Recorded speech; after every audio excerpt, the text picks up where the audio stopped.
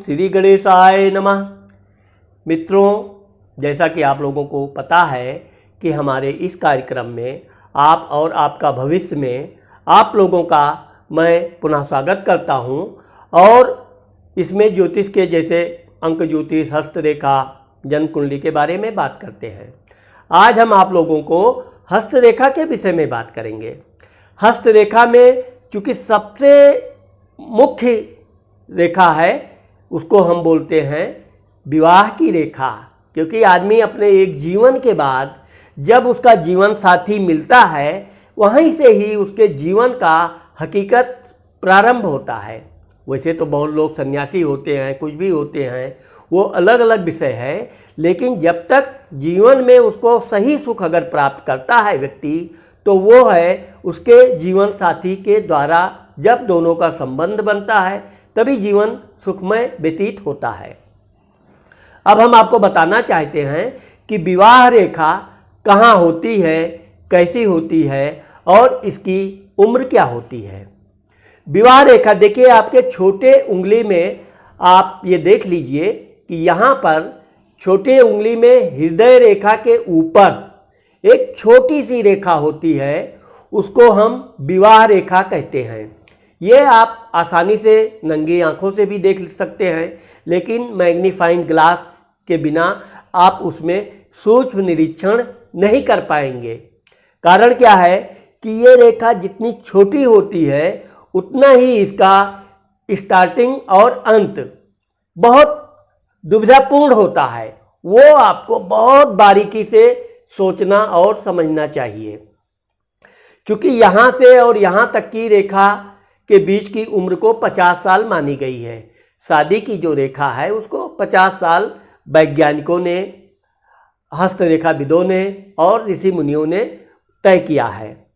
इस 50 साल की रेखा में अगर वो रेखा दोनों के मध्य में है, यानी कि 25 साल की उम्र में उस व्यक्ति की शादी होगी। अगर ये उससे नीचे है तो आप ये मान के चलिए कि उसकी शादी 20 साल में भी होने की संभावना है। अगर ये बीचों बीच यानी कि मध्य से थोड़ा ऊपर है तो उसकी शादी 25 से 28 साल, और ऊपर है तो 28 से 30 साल, थोड़ा और ऊपर है, यहाँ तक कि आप 40 साल तक तो बड़ी आसानी से पकड़ सकते हैं, देख सकते हैं। 40 के बाद अगर वो रेखा निकल रही है तो हाँ, वो लोगों को शादियों का उम्र 50 तक होते देखा भी गया है, और हाथ रेखा देख के आप उसके उम्र में उसके शादी की आयु स्पष्ट और सटीक बता सकते हैं। हाँ, ये रेखा अगर जहाँ ये समाप्त होती है, अगर ये यहाँ पर 2 पार्टों में बैठ जाती है तो उसको जीवन में जीवन साथी का शादी तो होती है, लेकिन उसको शादी का जो सुख होता है जीवन साथी का वो नहीं मिलता है। निश्चित तौर पे इन दोनों का अलगाव होता ही होता है। इसके लिए अगर ये प्रयत्न करें, जीवन साथी से मधुर संबंध बनाए रखें और भगवान की पूजा पाठ भी करते रहें, तो कभी कभी अलगाव होते होते बच जाता है। किसी किसी के रेखा के अंत में, क्योंकि यहाँ पर अंत में ही पूरी कहानी लिखी होती है। शादी हो गई ये तो एक मामूली बात हो गया कि उसका शादी हो गया, लेकिन उसके शादी के अंत में उसकी रेखा फिर वहाँ पर कौन सा निशान बनाती है, जैसे कि गौपुच्छ बनाती है, तो इसके घर में रोज विवाद होगा। गौपुच्छ मतलब अंत में गई है, 2-3 पार्ट में बढ़ गई है। अगर इस रेखा का अंतिम पार्ट नीचे यानी हृदय की रेखा की तरफ मुड़ गया है तो ज़्यादातर ऐसे जीवन साथी का जीवन अल्प होता है या वो दूर चला जाता है।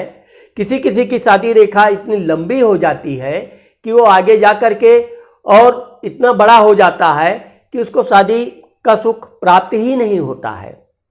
किसी के त्रिकोण बना होता है, त्रिकोण भी ये कहता है कि शादी होगी, जीवन साथी से कुछ दिनों के लिए अलगाव रहेगा, लेकिन इसमें किसी तरह का डाइवोर्स वगैरह का योग नहीं बनेगा। कुछ रेखाएं ऐसी होती हैं जो सीधा ऊपर की तरफ भागती हैं। अंत में जो रेखा ऊपर की तरफ भागी है उसमें भी ये होता है कि इसके और इसके जीवन साथी के विचारों में तमाम असमानता पाई जाएगी और ये लोग जहाँ भी रहेंगे अक्सर एक दूसरे की बुराई करने में ही अपने को खुशी महसूस करेंगे। ऐसा जीवन भी खींच खांच के चल जाती है, लेकिन बहुत सुखमय नहीं मानी गई है। साथ ही अगर वहाँ पर क्रास है तो ऐसे लोगों की शादी होते होते रह जाती है। इसलिए क्रास को भी आप बहुत ध्यानपूर्वक देखिए। हाँ, अगर वहाँ पर कोई काला तिल है, लाल स्पॉट है, तो ऐसे लोगों के जीवन में शादी का सुख तो मिलता है, लेकिन आगे चल कर के उनके जीवन में कुछ ना कुछ किसी आशंका के कारण ये बेवजह शक करते हैं एक दूसरे पे और वो तनावपूर्ण रहती है। हाँ, किसी किसी के हाथ में दो दो शादी रेखा पाई जाती है। इसका मतलब ये कोई ज़रूरी नहीं है कि दो शादियां होगी। पहली बात तो ये आप मानकर चलिए कि अगर दोनों हाथों में उसके दो शादी की रेखा है तो निश्चित तौर पे उसको कहीं ना कहीं एक प्रेम ऐसा जरूर होगा जिसके साथ उसको बिल्कुल सांसारिक सुख का प्राप्त होगा। शादी भले ना हो, लेकिन बहुत गहरा प्यार रहेगा और उसका जीवन साथी बिल्कुल पति पत्नी की तरह कुछ समय व्यतीत करेंगे। बाद में दूसरी जो रेखा है उसके अनुसार सामाजिक क्रियाकलाप से उसकी दूसरी शादी होगी, या यूँ कहे कि उसकी वो शादी तो होगी लेकिन पिछली याद बनी रहेगी, वो कोई हटा नहीं सकता। किसी किसी के एक हाथ में दो रेखा है, एक हाथ में एक रेखा है।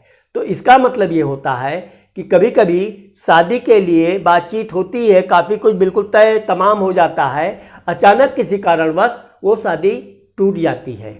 इसको का भी दोष यही होता है कि शादी होते होते रुक गई, फिर जो दूसरी रेखा है उस उम्र में उसकी शादी की बातचीत होती है और शादी होती है।